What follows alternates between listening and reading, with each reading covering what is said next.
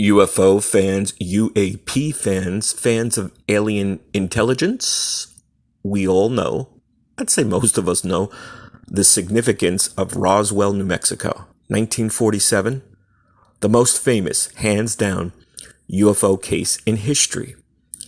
And I think it's safe to say we all know who Albert Einstein was, right?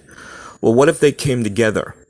And that's the claim by Dr. Albert Einstein's student and assistant, Dr. Shirley Wright, that the famed scientist visited Roswell, New Mexico, saw dead alien bodies, and spoke to an extraterrestrial who was still alive. So I found this on a website, UFO Explorations. Got plenty on all sorts of different incidents, but of course the Roswell, New Mexico, Roswell is the tops, right? I guess after that, maybe Betty and Barney Hill, Travis Walton. You guys into UFOs, UAPs, you know what I'm talking about. But Roswell remains the most known. If you would stop people on the street and say, name the UFO incident that is most popular, that you know the most, and it would be Roswell. So we've got the most famous, most historically documented in many ways UFO incident in history, and we have arguably the most famous and well-known scientist, Albert Einstein. And it's pretty mind-blowing. Again, this is UFO Explorations. Take a look yourself, and they have the excerpts, they have the actual interview of Dr. Shirley Wright, Albert Einstein's student and his assistant. She claims she accompanied him to Roswell, where they fully viewed alien bodies and spoke to an alien, or communicated, I should say. She claims it was telepathic. Now, this gets into almost the realm of, say, science fiction, but Dr. Shirley Wright was a very well-respected PhD, a professor for years. She passed in 2015. So this isn't someone just, out of the woodwork from nowhere. She is confirmed to be his student, his assistant, and a very well-respected scientist in her own right. So here are some excerpts from the interview. You can listen to the whole thing yourself. There's some YouTube posts as well. I was struck by just how matter-of-fact, how sort of normal and everyday she sounds. It doesn't sound like she's relating this earth-shattering historical event, but it's also, I think, the case that she's not trying to sort of embellish or dramatize it.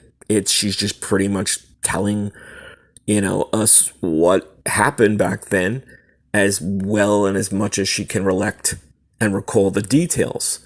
And I must admit, there's not much detail. I mean, I guess I'm not expecting her to say she read some kind of, log book or, alien history book or manual there. But it's pretty general, but it's pretty convincing. So take a listen. And that where they had the bodies. Was it an intact ship? No. No, it was badly damaged. Was there anything written on the ship?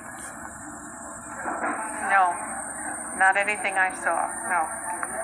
Not by the time I saw it. Can you describe what it looked like? Did you touch them?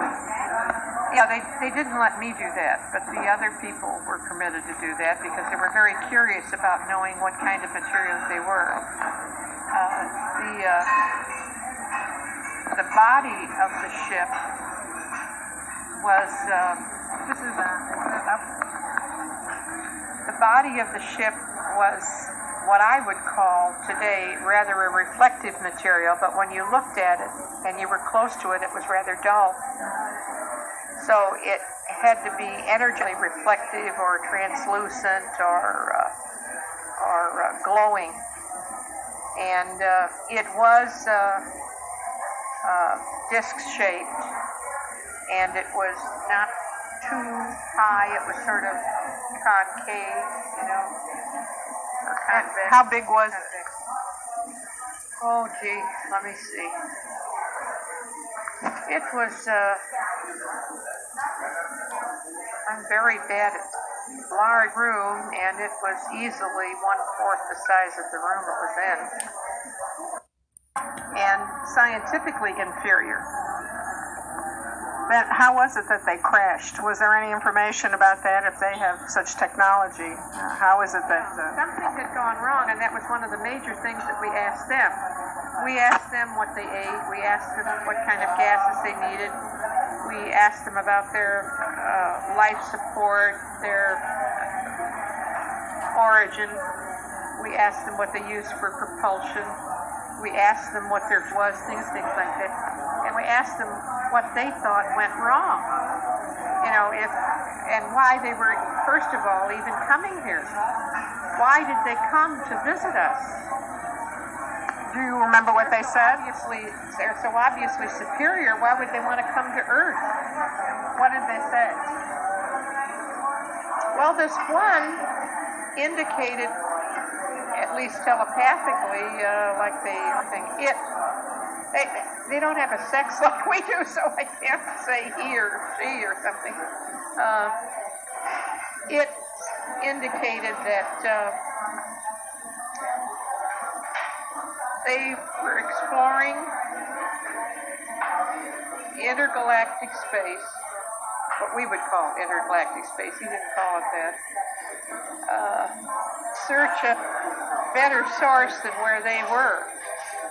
They were running into a problem where they are from because of some physical condition, energy-wise. And they needed to go some other place. And so we took it that they were wanting to maybe colonize some other place.